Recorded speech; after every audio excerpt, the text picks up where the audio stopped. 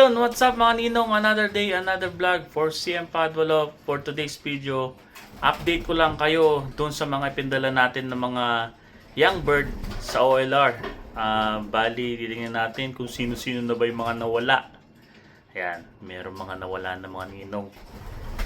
Pero meron pa rin mga natirang mga matitibay at nag-start na yung mga OLR na pinagpadala natin. Nagte-training na sila ngayon, okay? Papakita ko sa inyo sino-sino yung mga nawala. Alright mga ninong. At eren na nga mga ninong, pasok tayo dito sa lock natin. Bumaba na yung mga inakay na yun, no? Tanggalin ko na yun, tatanggalin ko na to. Mga ninong, nilinisin na natin yan. At saka yung dalawa na yan, ibababa na rin natin para hindi na sila nakatore dyan. Pero, ganda nung isa na yun, no? Oh. Grisel. Ganda. Yan mga ninong, yung mga stock bird natin medyo dumadami at nadagdagan dyan ng 3 inakay. May magaling ako rito inakay, nakakapasok dito galing mula dito sa breeding station, nandito na pupunta sa stock. Ayun, ito. Makulit yung buisit na yun, nakakapasok dito sa uwang dito. Ayun, oh. Binarahan ko na ng ganito, nakakapasok pa rin siya. Ayun, oh. Kulit yan. Anak ni 38 tsaka ni 909 809. Yan. Tapos tatanggalin na natin itong itong compartment na to. Napakadumi, oh. Tanggalin na natin ngayon 'yan. Tapos may agenda pa tayo rito, isa pa. Kalimutan ko na sino. Sino yung gagawin natin agenda.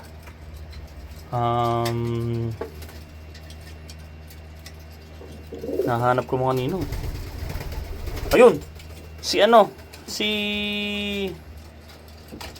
GFL 14, si OG 14 ayan, na natin. Natin yan. Ibubukod natin. Natin.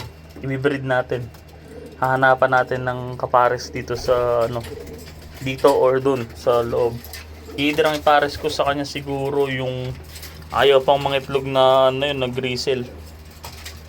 Alright mga ninong. At pasok naman tayo sa breeder station. At yung breeder station natin ay yun nga, kalilinis lang natin nung kahapon o isang araw ata yun, kung di matandaan. Bali alang itlog pa itong sila Guardian Deity. Guardian Deity sila to. Mukhang nangungulag siya magmamolt si Erica Legacy kaya siguro hindi ng itlog. Tsaka si Igor sila pang itlog. Update yan si Albedo saka si Bachira. Ayan, wala pa rin itlog, 2. Tapos ito magandang dito si Guardian Deity tsaka si Altir, may 2 itlog. First time to ng itlog ni Guardian Deity ng 2. Nga ba? No, ewan ko. Parang usually kasi pag ng itlog to, isa lang. This season, isa lang titigisa. Pero boy naman lahat. Dito tayo kila Emilia at saka kay Hakari. Kawawali ko lang inakay nila. Tapos dito tayo kay Sweet 16 at saka kay Kaiju, may isang itlog. Katatanggal lang natin ng ng itlog niyan, pero ng itlog ulit. Ayan. Sana may similya na. Tapos dito tayo sa baba, nilipat ko si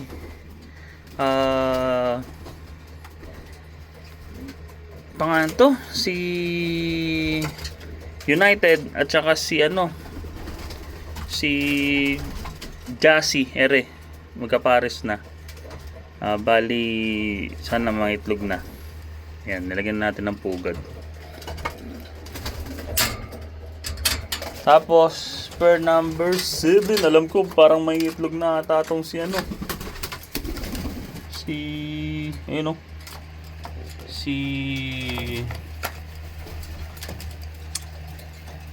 Hanabi. Ayan. tsaka si Gojo magkasama. Mukhang may itlog na ata si Hanabi. Dahil ayun o, umaano na yung pit niya. Mukhang lalabas na ate itlog ni Hanabi. Huwag na natin guluhin. At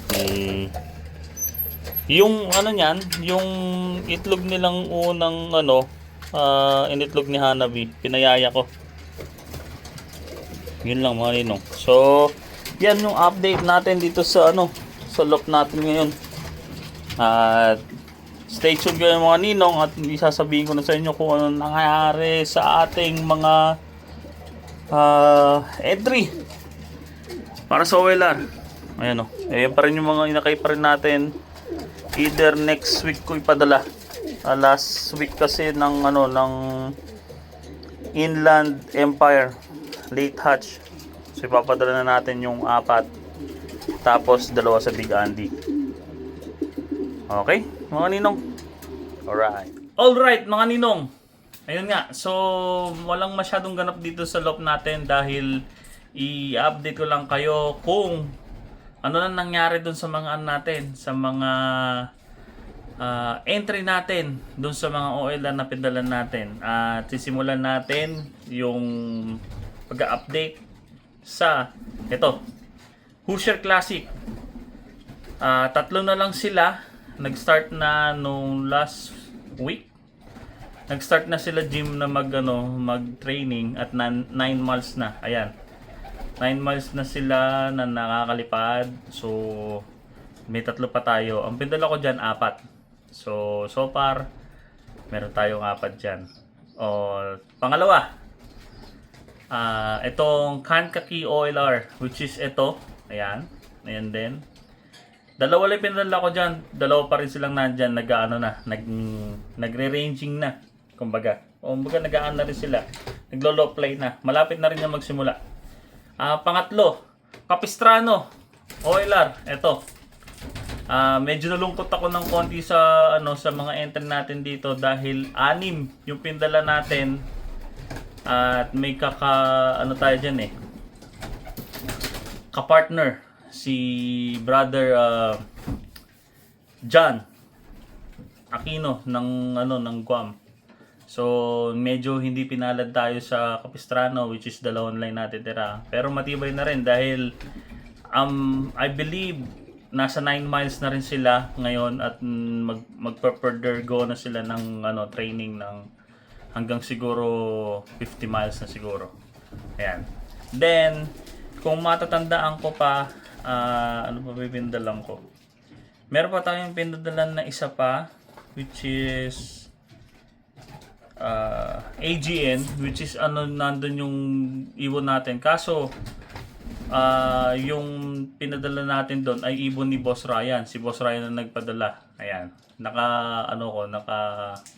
Syndicate ako doon sa laban na yon.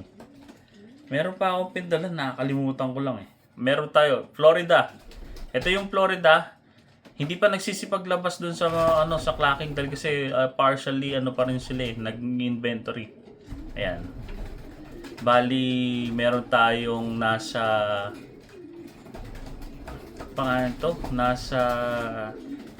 meron tayong nasa syndicate na 2, which is yung OG Pampa, ito.